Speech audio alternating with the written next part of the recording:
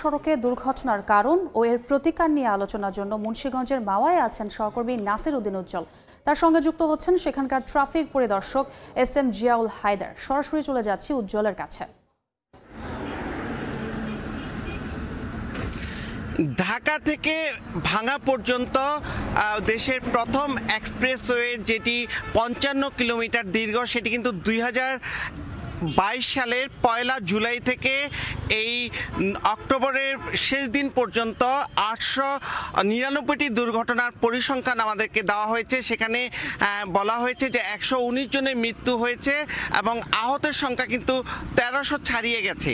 কিন্তু বাস্তবে এর চেয়েও বেশি যে এই যে ঘন ঘন দুর্ঘটনাগুলো ঘটছে, বিশেষ করে যে এই মোটরসাইকেল দুর্ঘটনা, সেটি কিন্তু আশঙ্কাজনকভাবে বেড়ে যাচ্ছে এবং এই যে মহাসড়কটি সেখানে এই দুর্ঘটনা বেড়ে যাওয়ার নানা রকম কারণ কিন্তু বলা হচ্ছে। তো আমাদের সঙ্গেই কিন্তু এখানকার যে ট্রাফিক ইন্সপেক্টর, যিনি মাও পয়েন্টে কাজ করেন, জিয়াউল হায়দার, আমরা তার কাছে জানতে চাইব এই সড়ক দুর্ঘটনার কারণ কি। ধন্যবাদ।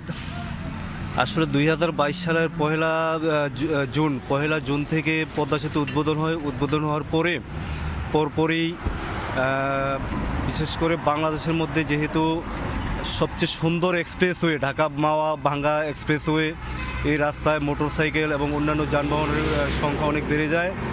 এমনকি সুন্দর রাস্তার কারণে গাড়ির গতিও অত্যন্ত বেপরোয়া এই রাস্তার মধ্যে থাকে।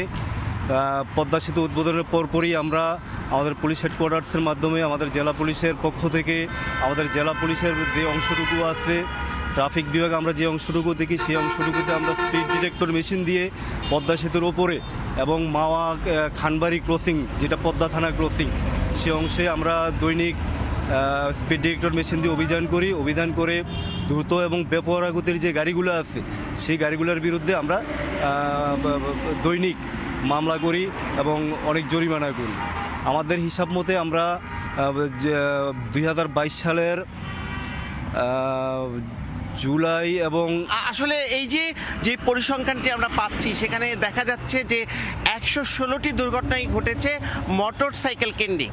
এই এত মোটরসাইকেল দুর্ঘটনাটা কেন হচ্ছে? এবং আমরা লক্ষ্য করছি যে অনেক অপ্রাপ্ত বয়স্ক স্কুল বা কলেজের শিক্ষার্থীরা তারা কিন্তু এই দুর্ঘটনায় মারা যাচ্ছেন বা পঙ্গু হচ্ছেন। তো এই ব্যাপারে আপনারা ট্রাফিক আইন প্রয়োগের ব্যাপারে কি ব্যবস্থা নিচ্ছেন? ধন্যবাদ। আসলে যাদের বয়স কম তাদের সে গাড়ি চালানোর সে অভিজ্ঞতা নাই, যার কারণে এই দুর্ঘটনাগুলো বেশি ঘটে। তারা বেপরোয়া গতিতেই গাড়ি চালাতে খুব স্বাচ্ছন্দ্য বোধ করে, এমনকি রাস্তার মধ্যে ভালো রাস্তা পেলে তারা জিগজ্যাগটা বেশি করে, যার কারণে এই দুর্ঘটনাগুলো বেশি ঘটে। আমরা ট্রাফিকের পক্ষ থেকে আমরা অভিভাবকদেরকে আমরা অনুরোধ করব, আপনাদের সন্তান যারা স্কুল কলেজে লেখাপড়া করে, যাদের বয়স কম, তাদেরকে যাতে মোটরসাইকেল থেকে বিরত রাখা হয়, তাদেরকে যাতে আরও সতর্ক করা হয়।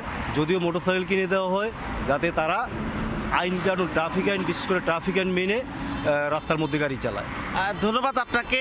এই যে এক্সপ্রেসওয়ে, সেই এক্সপ্রেসওয়ে ঘিরে কিন্তু নানা রকম আধুনিকতার ছোঁয়া এখানে লক্ষ্য করা যাচ্ছে। বিশেষ করে ঢাকা থেকে মাওয়া পর্যন্ত কিন্তু ইন্টেলিজেন্স ট্রান্সপোর্ট সিস্টেম চালু করা হয়েছে, যেখানে উচ্চ ক্ষমতার যে সিসি ক্যামেরা এবং কন্ট্রোল রুম থেকে অনেক কিছু নিয়ন্ত্রণ করা হচ্ছে। তারপরেও কিন্তু এই যে দুর্ঘটনা, সেটিকে কমিয়ে আনা যাচ্ছে না। তার মূল কারণ বলছেন তারা যে অতিরিক্ত গতিতে যে এখানে যানবাহনগুলো চলাচল করছে সেগুলোকে নিয়ন্ত্রণ করা এবং মূল এক্সপ্রেসওয়েতে যে 2 চাকার এই বাইক চলাচল করছে সেটি নিয়ন্ত্রণ করা জরুরি বলে কিন্তু দায়িত্বশীলরা বলছেন। তো এই ছিল আমার কাছে এই সড়ক দুর্ঘটনার সবশেষ।